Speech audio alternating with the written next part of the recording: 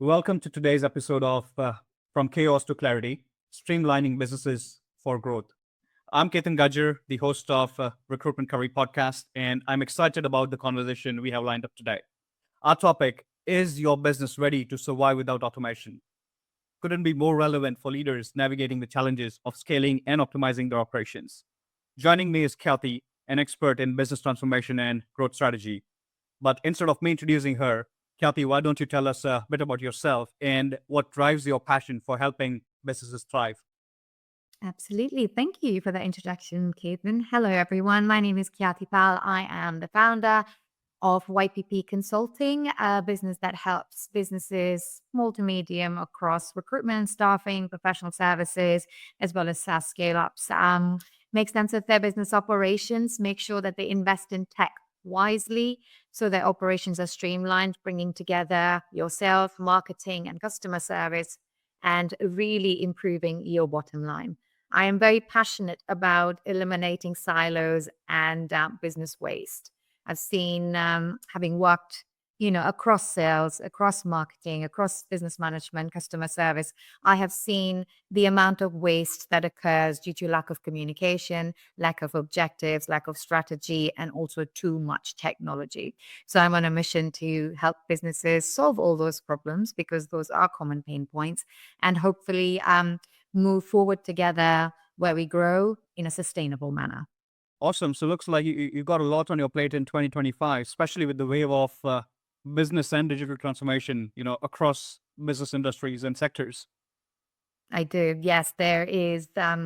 Technology is always moving a million miles an hour, as they say, with AI and just different SaaS platforms pitching different services. And there are gimmicks, and then there are also, actual products which will solve real business problems. It's navigating that world now, the new world, and helping businesses navigate that world where they are being told to implement things. They're being encouraged by their own teams, and they're hearing things about other businesses doing something and saving X amount of money or improving productivity. It's helping businesses navigate this new landscape full of a combination of gimmicky tools, but also actually real good tools which are going to help really change and transform their businesses, but also doing it in a way where it is going to be sustainable for them, their teams, and not something that's just going to fall apart in 6 months because they didn't plan for it. So it's just navigating this new landscape is going to be fun, challenging, but it's going to be fun. And I think any kind of change comes with a lot of discomfort, and it's navigating that as well. So there's a cultural change coming, there's a technological change coming, and making sure that people look at it positively is one of the biggest, not issues perhaps, but the challenge that I'll have to navigate in 2025 onwards. Absolutely. And then, two words, you use the right, sustainability, and two is change.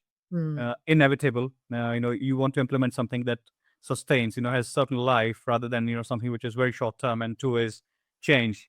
We all know, and it's a cliche, but change is the only constant. Exactly. Either embrace it or go down with it. Yeah, exactly. Change is the only constant. And I think that's just the thing, maybe just changing our outlook towards change. I mean, changing like towards change in itself is change. But I think looking at it positively rather than making it seem like due to change, someone's livelihood's going to be threatened. I think it's more about thinking and also planning for change in a way where sustainable is one thing, but also how it adds to growth, whether it be personal or professional or on a business level or on a team level. It's about highlighting the pros of change because there are a lot. Absolutely. So, Kathy, let's start, obviously by identifying the chaos. What are some common signs that a business is literally stuck in, inefficiencies and or disorganization? I think the biggest giveaway for me is how much time is being spent on repetitive tasks, whether or not they have clear processes for the everyday tasks that are essential, whether they understand why they're doing what they're doing. whether or not departments talk to each other. So the existing, whether silos exist and at to what level do they exist? And then how often are deadlines being missed? Are targets being missed? The customer satisfaction or the customer experience, whether it's poor or good, and at what cost. So you may have like great customer experience, for example, but it might be that there are so many people scrambling in the background and, leading to an extremely toxic culture.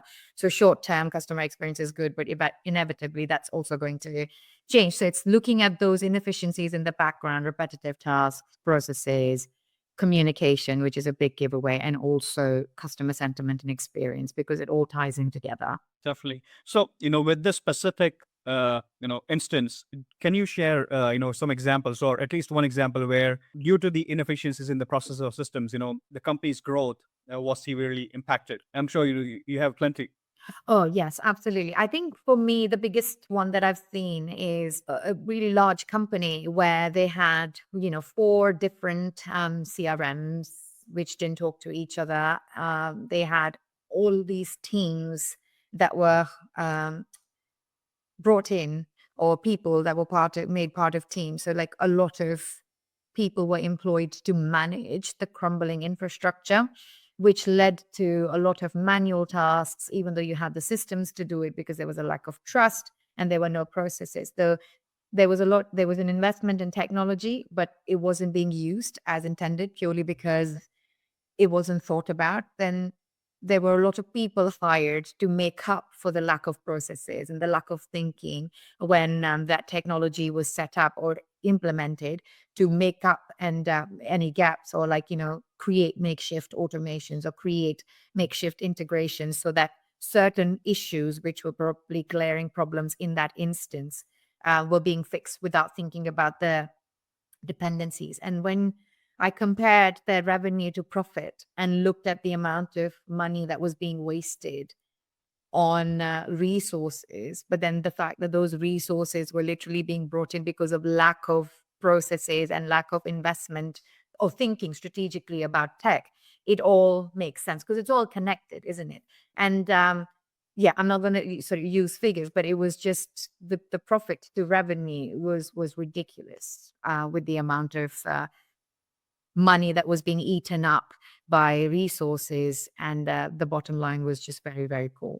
So I think that's probably one of the examples where the lack of planning around like technology and just buying tools for CRM is just part of their tech stack, when there was like other tools that they had, on the marketing side, on the sales side, on the customer service side. So all up, their tech stack was about 20 tools, and nobody really owned anything. It was just chaos, because it was just thrown, where you don't understand the problem, then you just throw people at problems to fix it. But sometimes you also throw tools at problems to fix it without thinking about it.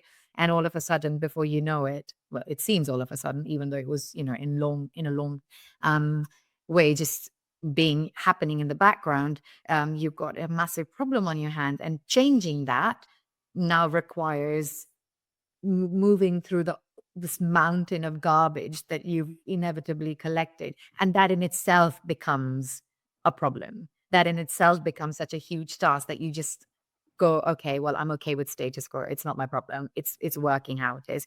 And before you know it, it's just your bottom line just never improves, no matter how good your revenue becomes, because your bottom line's just stuck there because you're spending so much time on resources. So that's one of the biggest that was one of my big one of the experiences I had. And I saw what kind of impact, not only on a transactional level, it had on the money, but also the people involved. And then the fact, what we were talking about before, the fact that they felt threatened by change, and therefore weren't very forthcoming, or weren't encouraged to look at this as a positive transformation. So there's just so many nuances. That's why it's so important to start small, start clear, because otherwise you will end up with a mountain of unclear processes, repetitive tasks, and poor communication. I remember I was reading somewhere I think I forgot, I'm forgetting where it was, but it was, I think, a study by Deloitte where it was like 1.3 million is lost annually due to inefficient processes. So that's a huge number. Um, and I think most businesses that I speak to, even though we all like kind of laugh about it and it's kind of accepted, oh, okay, yes, our people won't do it. Or yes, we don't do that properly. Or yes, I know we have a problem there.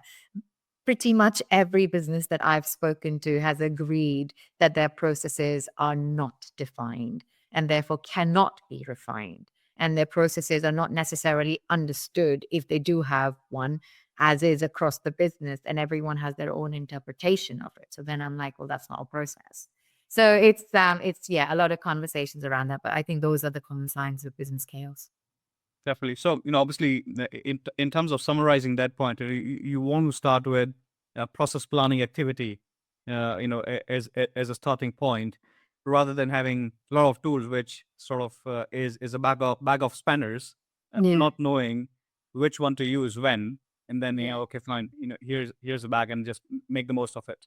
Exactly. I think even before processes come into play, I think it's more about what does the business want to achieve, Yeah. where are we at? What are the problems and where do we want to go? And then I think it becomes clear from then on what needs to happen. Because if it's like, oh, let's just refine this process in isolation, right? I don't think that that in itself is going to solve a problem because unless that is the only problem you have, then it's a different story. But if you've got a lot of things connected and not working, just focusing on one process without looking at dependencies and also looking at top down how information is flowing or how things are being managed without doing that. And what's the goal? Like, what are we trying to do? What is the objective of a certain process? What's the objective of a certain team? What's the objective of a certain function? If we don't have that clearly outlined, then everyone's just doing things. Everyone's just doing things and you're paying people to just do things. And yes, maybe the process is clear, but it's not necessarily doing anything. And we're just stuck in this, web of like a lot of action, no outcome. True. That's something we want to talk about. Which brings us to the next question about silos. Which is another big challenge in almost every organization, irrespective of the size. Obviously, unless you're a five people business, it's a different thing. But any mid to large size organizations, uh, there are silos. And then why do you think is silos are formed, and then why do they persist even in tech-driven organizations? Because they are the last place you want to see silos. Yeah. Personally, I think it again comes down to lack of a clear like business level strategy and business level goals. What I've seen has happened is perhaps someone who started the business, knows they obviously they can't do everything, but they just want people to come in and solve that for them. The thing is, that's just never going to happen because at a business level, you will need to dictate what you want for your business. Everybody else is an employee. They will come and go.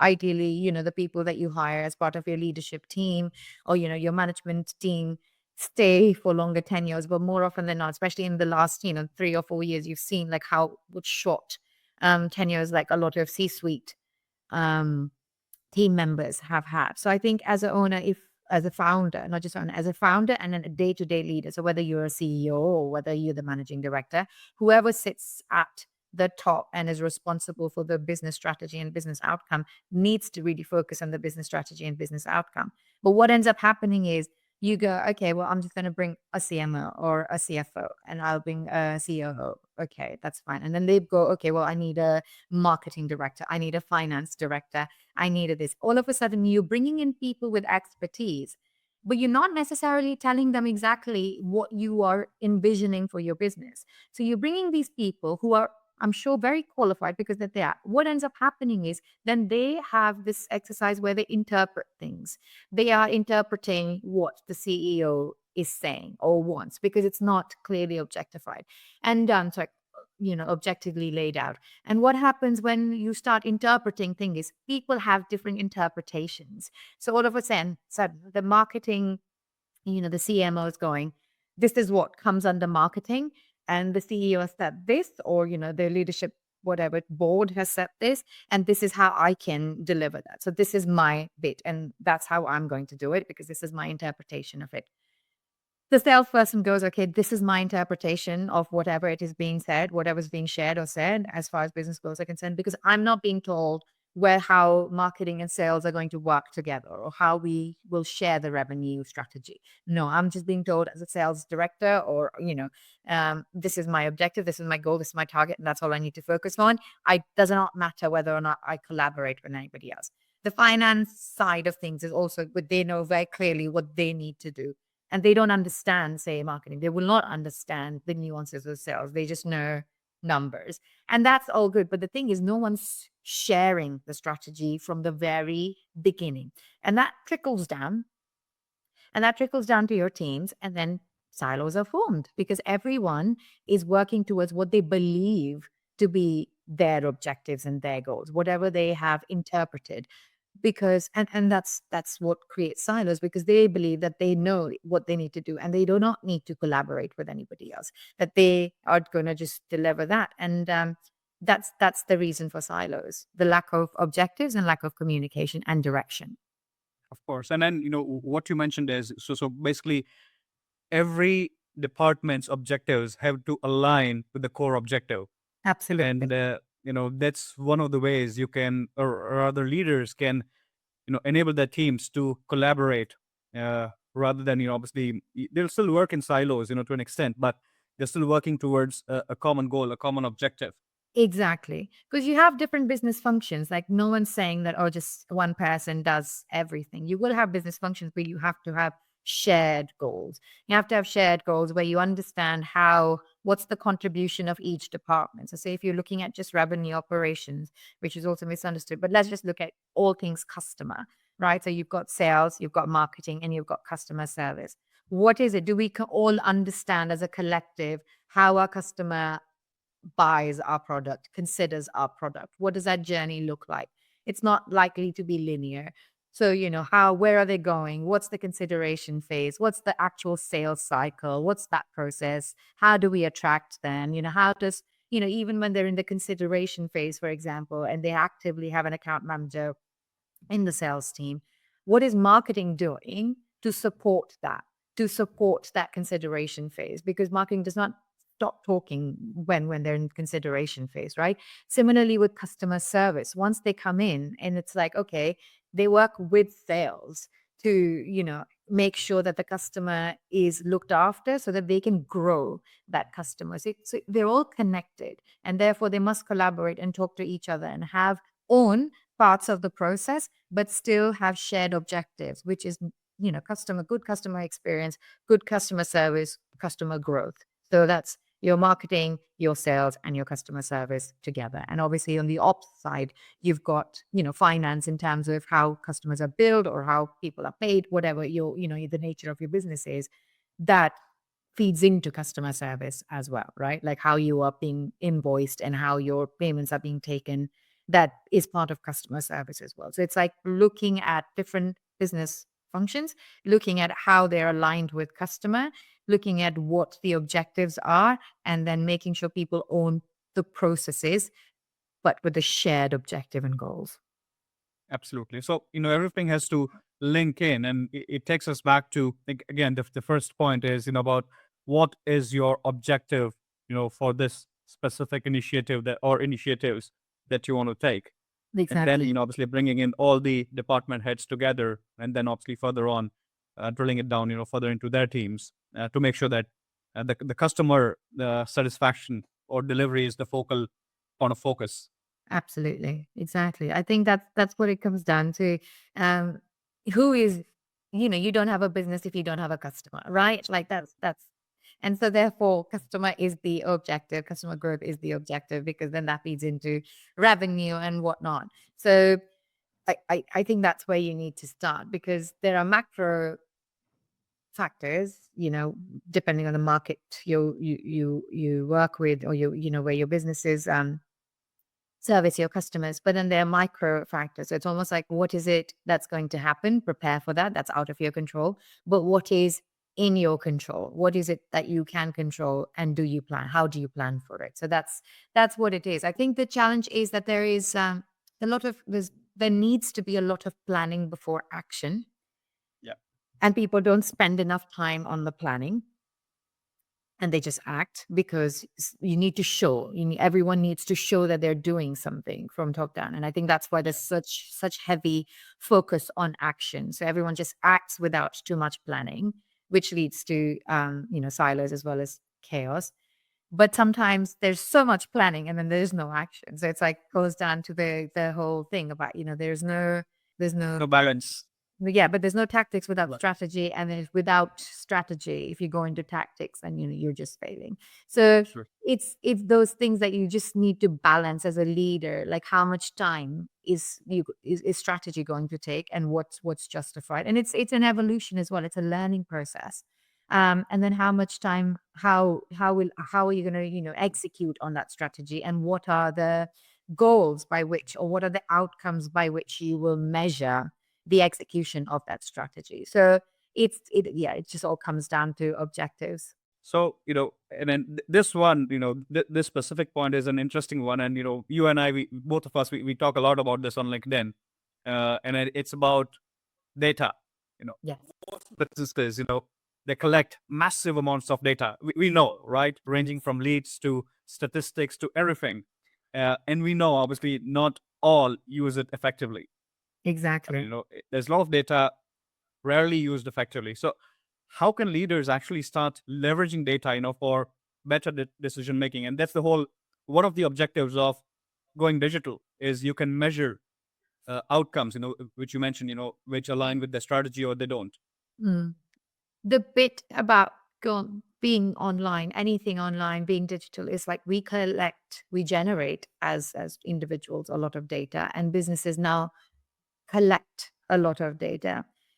The issue is sometimes people get really carried away because, you hear stories or you read some case studies, which are, exceptions, that somebody saved X amount, or somebody was able to, I don't know, get rid of 80% of their workforce or whatever, and still maintain the profit. You hear so many exceptions about how they were able to do it by using data effectively. And then you don't think about it. You just think all data is important. All data is not important. If we think all data is important, you're just going to be stuck in a world of data, not being able to make head or tails of it, and just creating even more chaos, unnecessary chaos. So I think the most important thing is know for a fact that not all data is important, which just because you're generating it does not mean you need to measure it, does not mean you need to do anything with it. So you really need to understand what, again, business objectives is one thing, which, everything starts from business objectives, but also understanding your customer, also understanding your teams, and also understanding at what point what data becomes irrelevant, because that's extremely important when you collect data or when you do anything with the outcomes of the processes.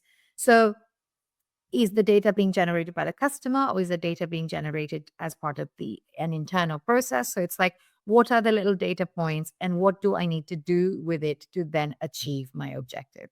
The other way you can work back from it, or the way I like to work, is you've got your business objectives. You're like, okay, I want to grow my customer. Maybe I want to grow my customer leads, by X amount. So it's like, okay, you want to grow. Why do you want to grow that? For example, like what's the impact you think it's going to have? It's like, okay, well, currently we generate, I don't know, 100 leads per month.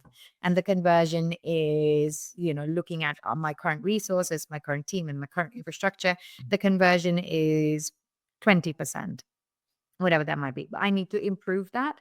Or I can say, I need to have just increase my conversion of score is going to stay the same, so therefore I must just increase the number of leads that are coming in. And it's like, okay, what information do I now need for that to happen, whether it's internal or external? And it's just working from there. So it's like, okay, in order to increase the leads, looking at the consideration, my marketing department needs to do XYZ. This is what we've seen.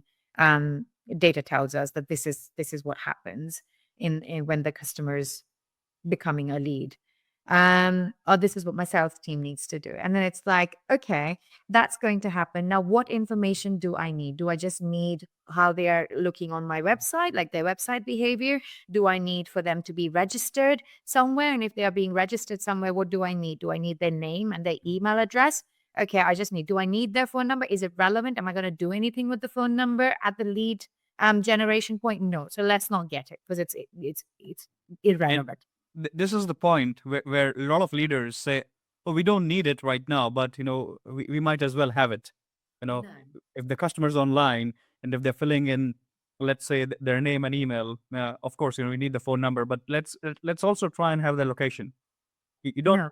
necessarily need it, but let's just have it. And that is where I think I've seen a lot of companies uh, literally float in millions of data points, uh, Exactly. and not knowing. And like you mentioned that, okay, if all data is important, no data is important.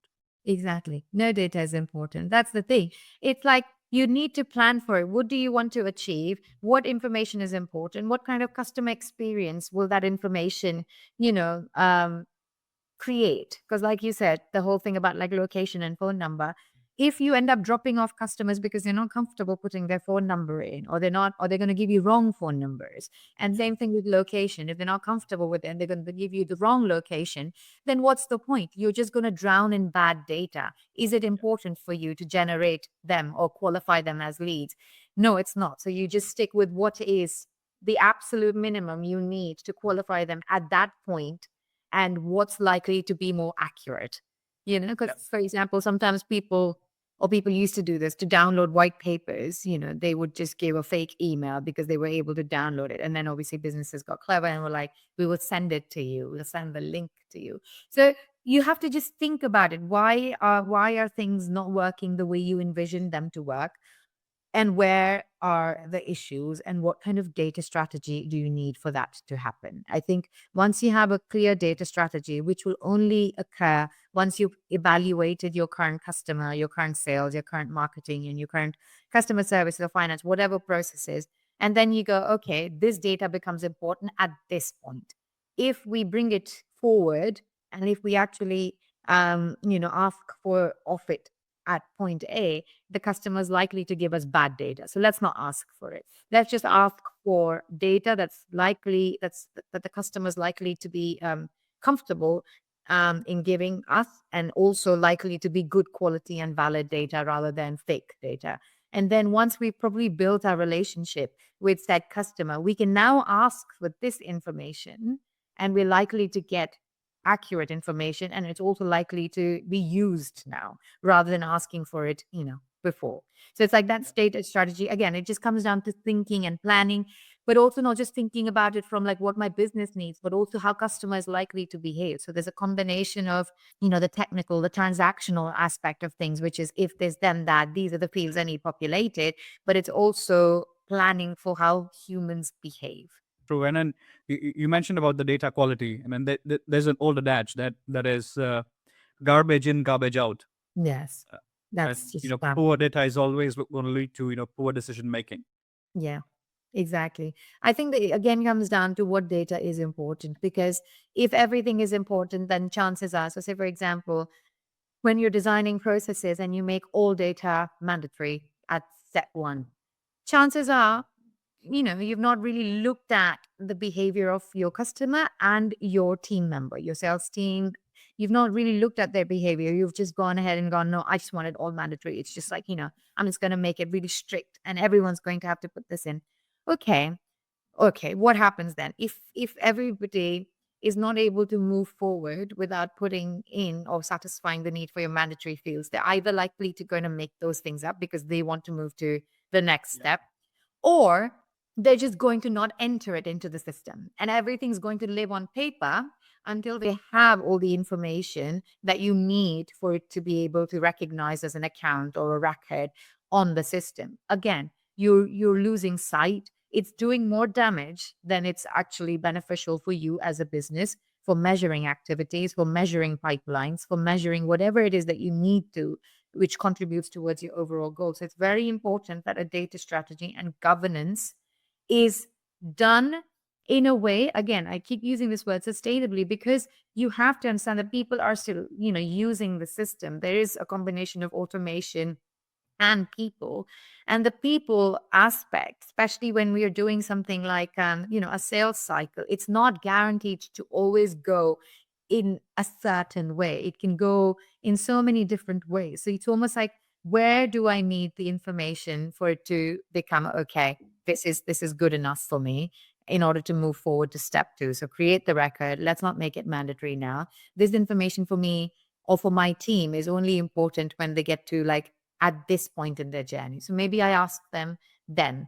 And I think the governance around it makes sense then, because if you're making everything mandatory and you're unable to, validate anything, then it's just going to create, again, like a mix of a dump of things that don't make sense. And then when you do wish to run any kind of like advanced analytics, whether it be predictive or, even if you want to do anything manual with that information by putting them in Excel spreadsheets, they're just not going to be right. And then what's going to happen is you're going to go, oh, that's not right, the system doesn't work. Or what you're going to do is, oh, my spreadsheet's not right, what's your spreadsheet saying, finance? Oh, okay, well, let's just build another model on Excel where we can bring in all of this information and get rid of this column and do this, and you will never have an accurate picture. Everything is just best guess. Totally, totally, and then that precisely brings us to this point about automation, because when Excel sheets don't match and departments come together, and obviously they talk about the tools comes into picture. They're okay, fine, and then automation, it often gets touted as a cure all you Oh, know avenue.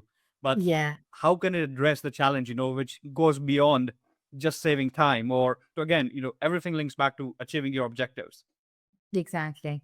I think it does, but also it's like, with automation, you're not automating everything, right? So when it comes to automation, it's very, very granular.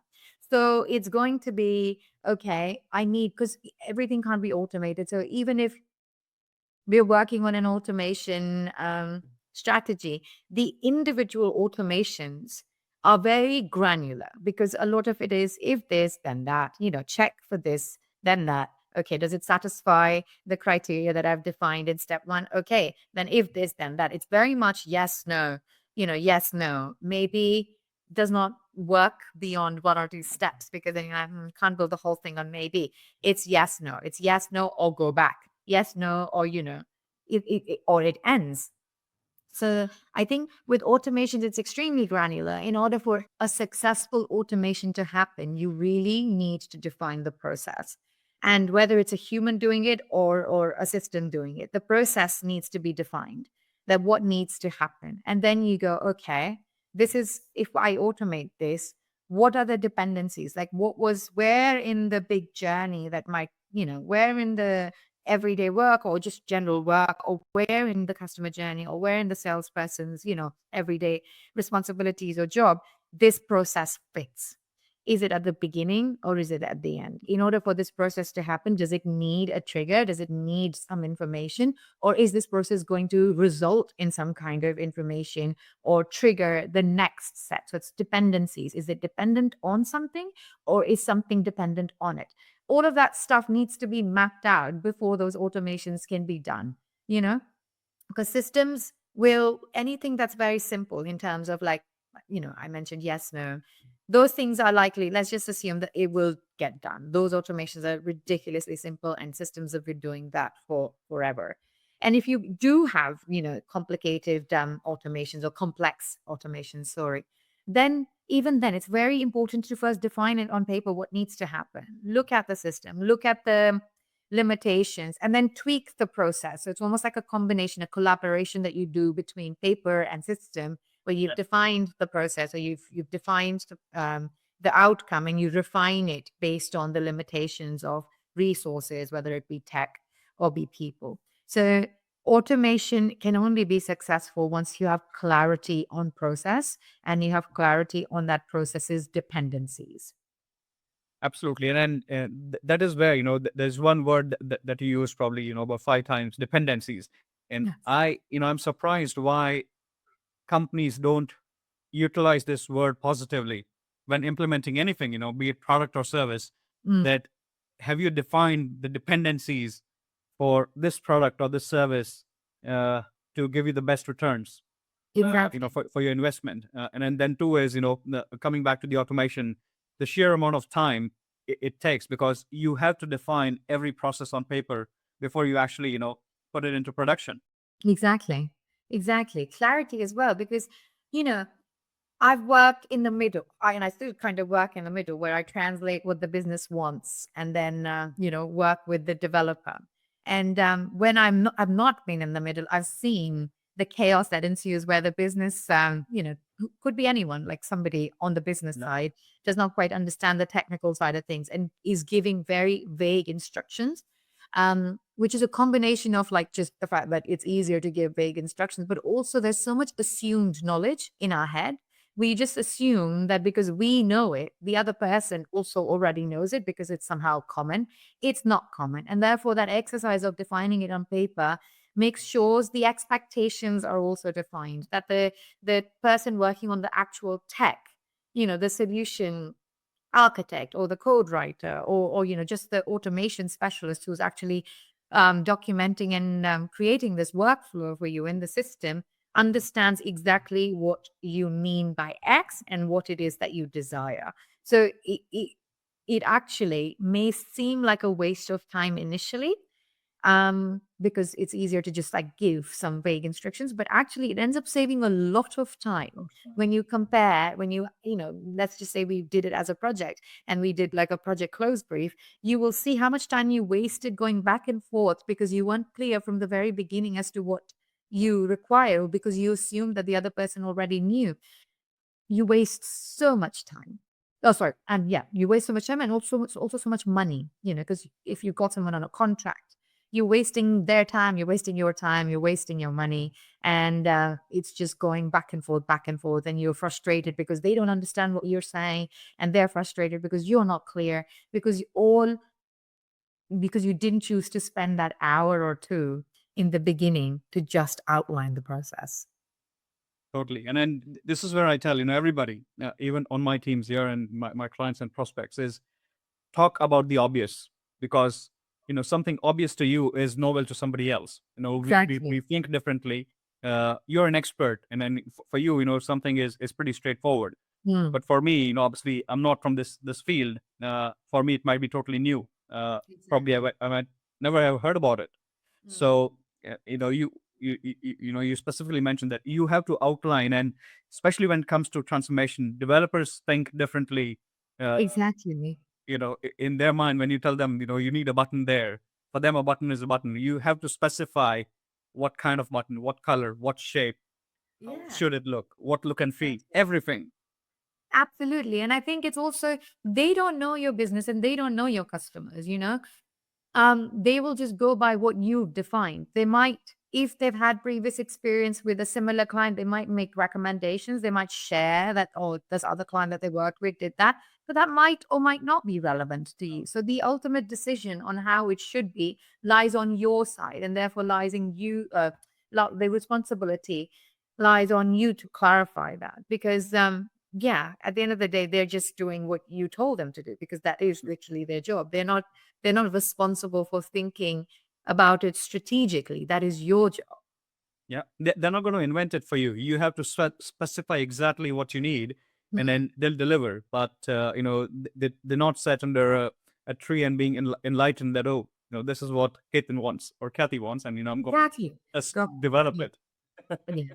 Exactly. Now, I think having worked with, just tech providers, from the very beginning in my career, I think, as someone who worked in sales, but also marketing and just working with systems, it became very clear quite quickly what language, that there was a language issue between your management and tech and IT. So it was like just by default ended up becoming the translator, and that all obviously resulted in where I am today. Well, good spot. Probably the most important person, in making sure that you're communicating the right message from party A to B and then back and forth. So, Exactly. that brings us to, obviously the tech stack. And then we all know that companies and then leaders, want a lot of leaders, a lot of businesses want to buy uh, every new tool which will skyrocket their efficiencies and obviously, save time, with a good objective, on mind. So why do you think, having more tools isn't always better for any business or teams?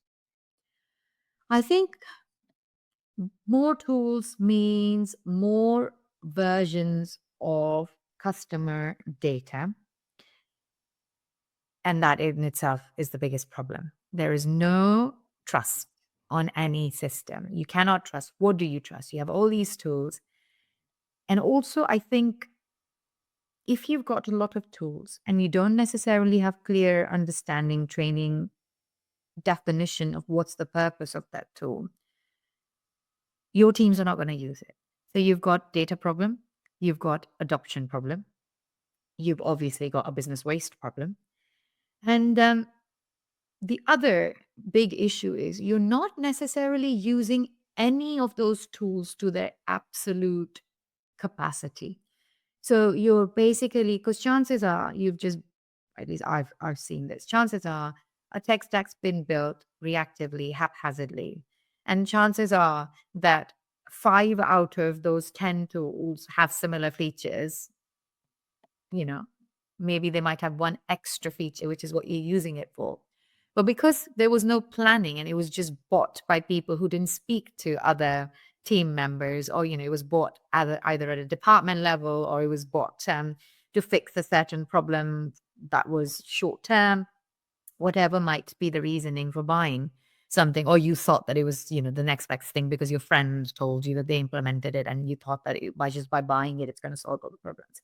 So you've got a data issue, you've got an adoption issue, and you've just got a business waste issue, and you get absolutely no benefit because you don't know how to use any of the tools to their absolute maximum, function, what they offer in terms of their features. So with a tech stack, and I personally, I think it's not always possible, but I am a big, big advocate for all of your data to live on a central source where you have one trusted source. So you basically invest in a tech platform or a system, whatever, depending on your business needs and your size and the type of work you do, that majority of the information you need, at least let's just say 80% of the work that needs to happen can happen on that one system through different, whether it be through different features of the same system, but it needs to live, your customer data, the information needs to live on one system. And everyone then trusts that system, everyone that uses that system. Because if you've got multiple tools, then you're like, oh, well, actually, people, again, it comes down to the interpretation thing, right? So it's like, if I've been somewhere long enough, and let's just look at recruitment, for example. And I go, okay, let's look at contract recruitment. My candidate hasn't been paid, this timesheet, and I actually entered this information here, and I had to also enter this information here, and I also entered this information here, and then I sent an email to the person, So I've done 4 different things, ensuring, because that's what I was told I need to do. When I query it, the person who's responsible for the final payment tells me, oh, I didn't look at those systems. I just look at that email that you sent me. So now I know for next time, I don't need to put that information in all these 5 systems. Yeah, I'm just going to send an email.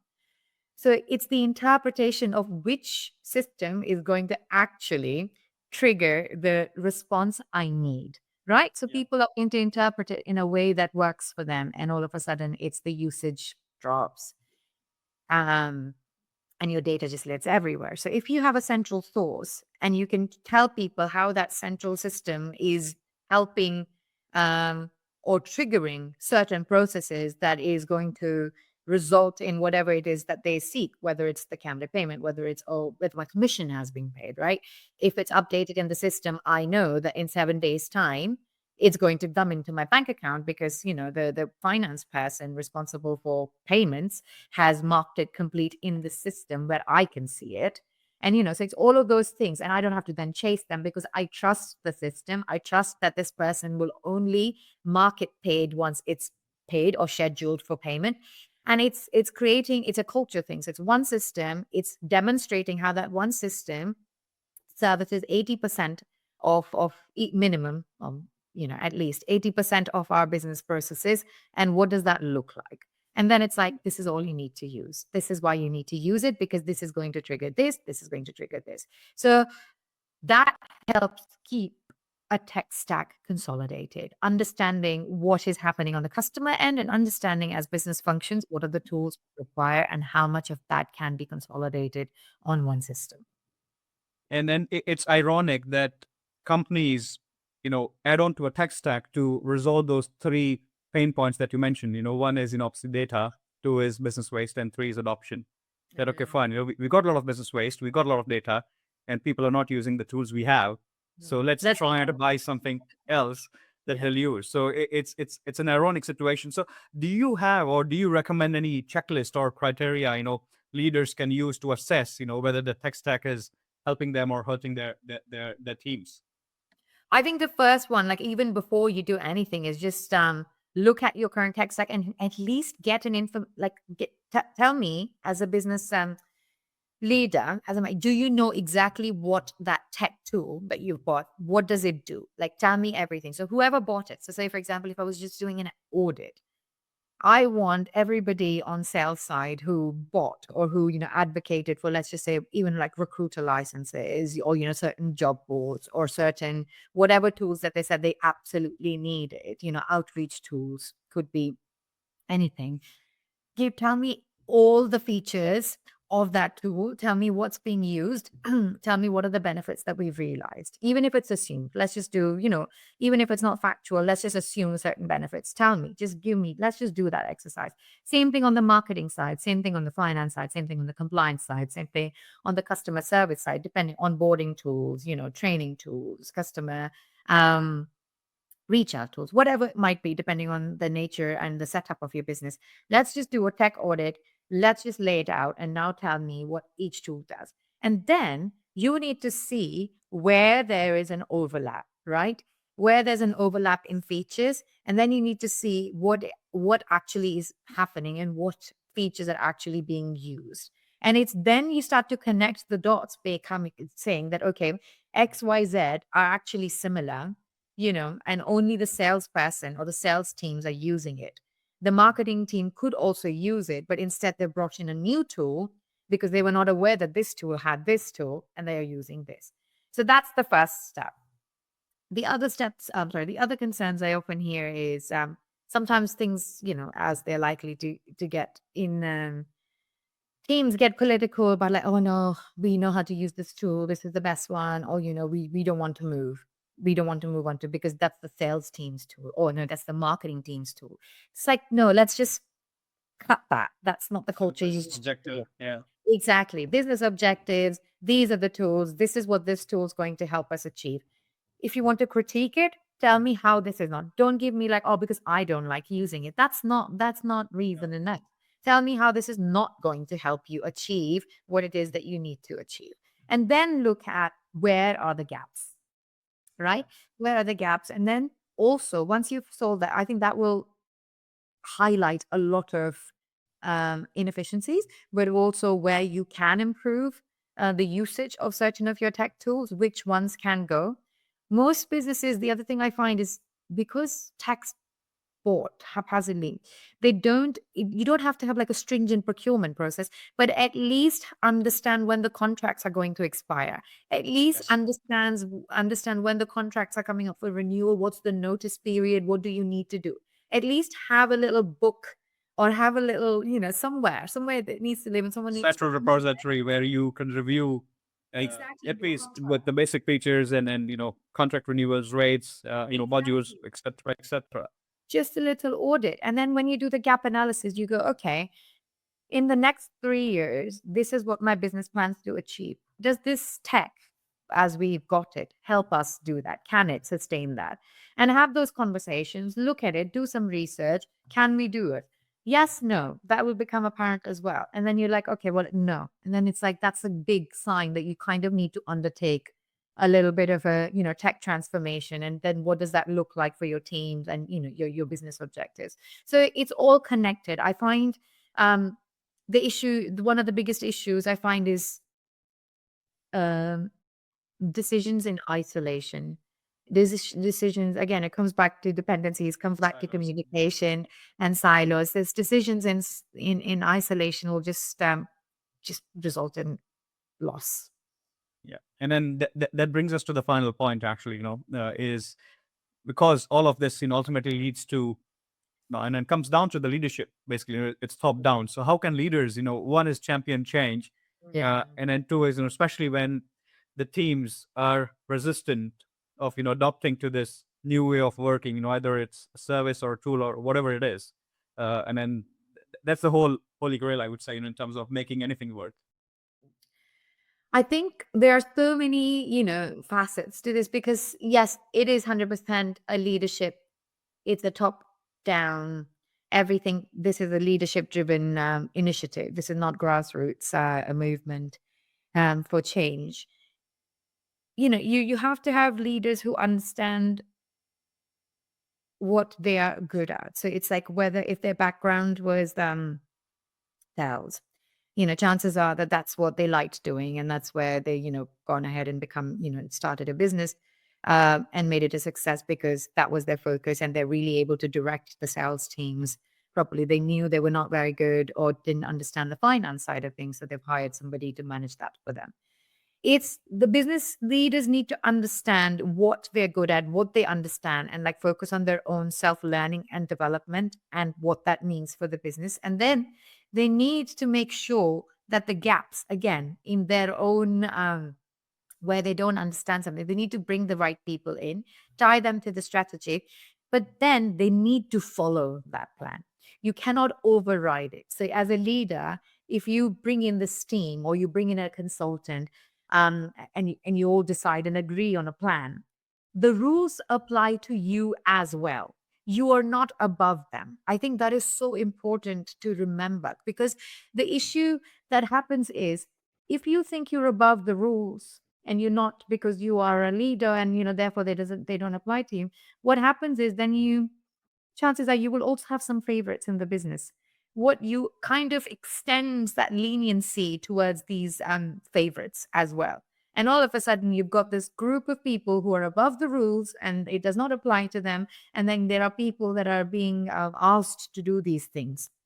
And that creates issues. That creates, there's a level of unfairness. There's not transparency. And then that creates an interpretation of, well, when that person's not being asked to do it, why should I do it?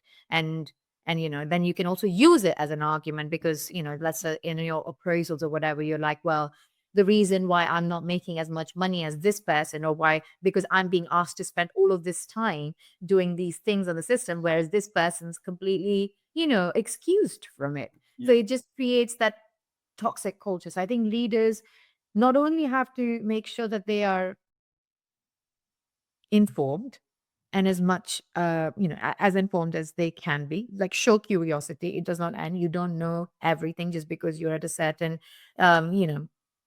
point or in the hierarchy or you are in a position of power and influence. You need to be curious because things are changing. You need to know what you are good at, but you also need to know what you're interested in. And because otherwise you don't want to do things that you don't like because that's going to result in a underwhelming outcome as well. Bring in the right people and the right team. And then whatever you decide on, you need to live it. You need to embody it. You are the driver and the living, breathing endorsement of those rules. It starts with you and your team. Absolutely. So, one is you have to embrace it wholeheartedly, and two is champion it, and then create more champions to make sure that obviously you live through the initiative and see the fruits of it once you implemented it. Exactly. I think and accountability is such a big thing. You hold yourself accountable and you're able to hold your team accountable because you're like, well, this is what we decided we were going to do.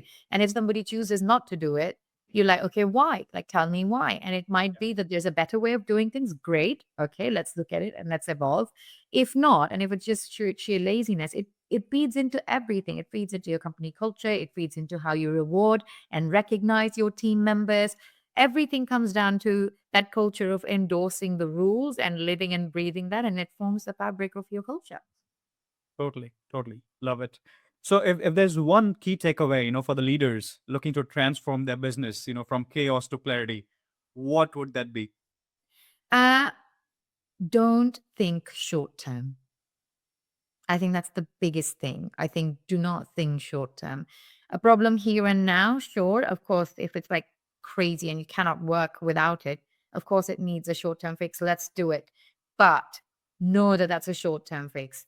Approach it as a short term fix and think about the long term, what that means for your long term. Because if you think about it in 6 months, if you think about it in 3 months, you buy things to service or, to solve a problem for that 3 months or the 6 months, you are then stuck in contracts. You are stuck in a way of working. You are bringing in constant change to your team members. Their adoption's always going to be low. You have to plan for it strategically. It's hard in the beginning. It seems like it's taking too long. But if you plan for it and if you execute and if you have certain milestones and you're managing it as a project, there's a lot of stuff that will result in a lot of action later on, which is sustainable. And I think that's the way you need to do it. Slow and steady does win the race. Absolutely. Totally. And if you don't do it right now, you'll be forced to do it later. Exactly. In much worse conditions, probably, that you might not be ready for Yeah, at that point in exactly. time.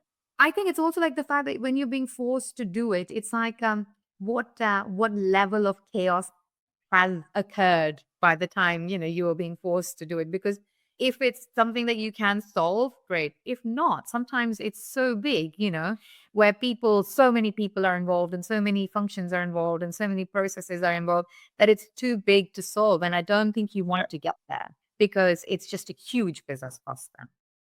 totally. And then, there's also this scenario of you don't want to change a lot of things at one given time, because Absolutely. you make those changes, they're utter chaos, and then, you are creating a further mess, Absolutely. rather than improving anything. Agreed. It has to be sustainable. And in order for that to be sustainable, it has to be delivered in phases. But you have to know all the 5 phases beforehand so that you know how it's going to roll out and what kind of measures and checks you're going to use before going into phase two. So it's like it's slow, but it's sustainable and it is definitely a winning strategy.